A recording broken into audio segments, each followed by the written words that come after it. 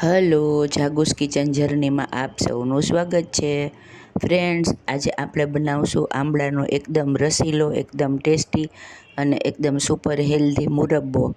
આ મુરબ્બો એટલો ટેસ્ટી અને એટલો સુપર છે ને કે હું તમને શું કહું. તો ચાલો શરૂ કરીએ. આના માટે આપણે સૌથી પહેલાં 500 ગ્રામ આંબળા ધોઈ અને પછી લઈ લેશું. આંબળા સરસ મોટા અને સારી ક્વોલિટીના પસંદ કરવા. જુઓ, આપણે આંબળા ધોઈ અને લીધેલા છે. આપણે એકદમ સરળ રીતે આજે બનાવીશું. આના માટે આપણે કુકરમાં આંબળાને લઈ લેશું અને તેમાં 5 ગ્લાસ જેટલું પાણી એડ કરી અને તેની ફક્ત એક જ વિસલ વગાડી અને તેને લઈ લેશું. ફ્રેન્ડ્સ, આંબળાના મુરબ્બામાં ઘણી વખત ચારણીમાં ને એમ ઘણા બાફતા હોય તો થોડુંક લેન્ધી થઈ જાય છે, પણ કુકરમાં એકદમ ઝડપથી રેડી થઈ જશે. જુઓ, કુકર એકદમ ઠરે એટલે આંબળાને આપણે જોઈ લેશું. આંબળા આપણે સહેજ કાચા રહીએ એવા, એટલે કે 80% જેટલા બાફવાના છે, સાવ બાફી નાખવાના નથી. આંબળાનો કલર થોડો ચેન્જ થઈ ગયો છે. હવે આપણે આંબળાને 1 કલાક માટે રેસ્ટ કરવા માટે મૂકી દેશું. પંખા નીચે રાખવાના છે. ત્યારબાદ આંબળાનો કલર આવો થઈ જશે. હવે તેને આવી રીતે કાંટા ચમચીની મદદથી આપણે તેને બધા આંબળાને આવી રીતે સહેજ પ્રિક કરી લેશું, જેથી આપણી ચાસણી અંદર સુધી પહોંચે. આવી રીતે ચારે બાજુ આંબળાને પ્રિક કરી લેવાનું છે. આપણે બધા આંબળા પ્રિક કરી લેશું. જો આપણા આંબળા પ્રિક થઈને રેડી થઈ ગયા છે. હવે આપણે એક બાઉલ લેશું અને તેમાં જેટલા આંબળા લીધા છે તેટલી જ આપણે ખાંડ લેશું. એટલે કે 500 ગ્રામ આંબળા હોય તો સામે 500 ગ્રામ ખાંડ લેશું. થોડી ઓછી કરી શકાય, એટલે કે તમે 400 ગ્રામ જેટલી લઈ શકો. ત્યારબાદ આપણે તેમાં આંબળાને એડ કરી અને તેને સરસ રીતે ચલાવી લેશું. આ નીચે જ કરવાનું છે. ત્યારબાદ આપણે ગેસ ઉપર રાખશું.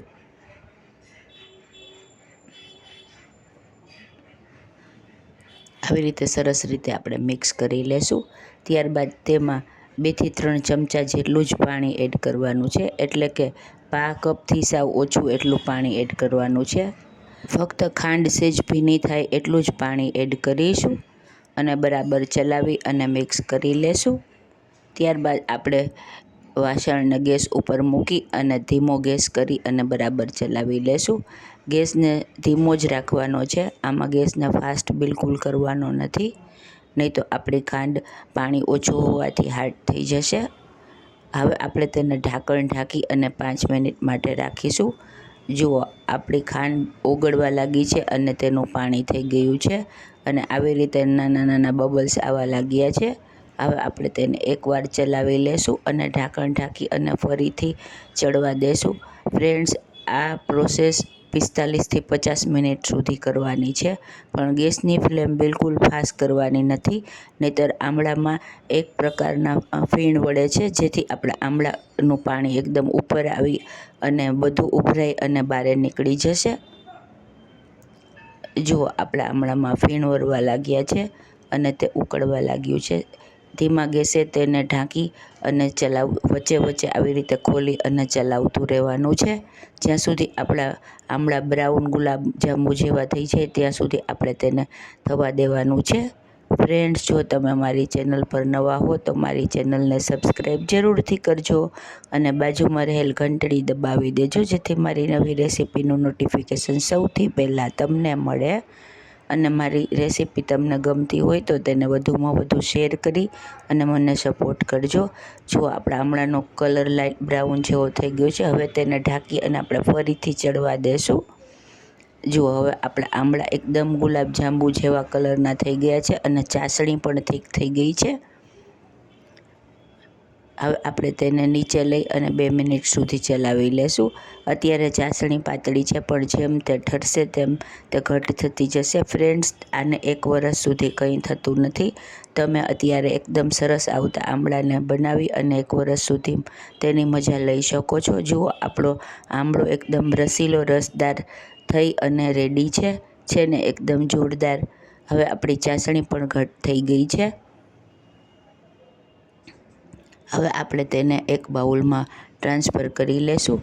ફ્રેન્ડ્સ, આને એરટાઇટ કાચની બરણીમાં ભરી લેવા, જેથી તે બિલકુલ ખરાબ નહીં થાય અને તેને લાંબા સમય સુધી તમે રાખી શકશો. ફ્રેન્ડ્સ, આ મુરબ્બો તમે અથાણા જેમ જ થેપલા, પરોઠા વગેરે સાથે ખાઈ શકો છો. આમળા હોવાથી તે એકદમ હેલ્ધી તો છે જ. જુઓ, એકદમ આપણો મસ્ત અને રસીલો અને લુકમાં ગુલાબજાંબુ જેવો આંબળાનો મુરબ્બો રેડી થઈ ગયો છે. તો તમે પણ આ સિઝનમાં ચોક્કસથી ટ્રાય કરજો. એકદમ સહેલી અને સરળ. જુઓ, આપણો આંબળો કેટલો રસીલો લાગી રહ્યો છે, જાણે ગુલાબજાંબુ હોય. હવે આપણે તેને તોડીને જોઈ લેશું. જો એકદમ આસાનીથી તૂટી જશે અને એકદમ જ્યુસી અને એકદમ ટેસ્ટી એવો આપણા આંબળાનો મુરબ્બો રેડી થઈ ગયો છે. ફ્રેન્ડ્સ, લુકમાં એકદમ જોરદાર અને ખાવામાં એકદમ મજેદાર, બહારથી મીઠો અને અંદરથી ખટમીઠો એવો આપણો આંબળાનો મુરબ્બો રેડી છે.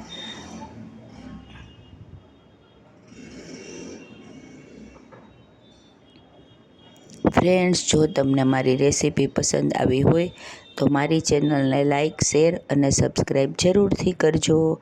અને હા, કોમેન્ટ્સ પણ લખજો. ધન્યવાદ.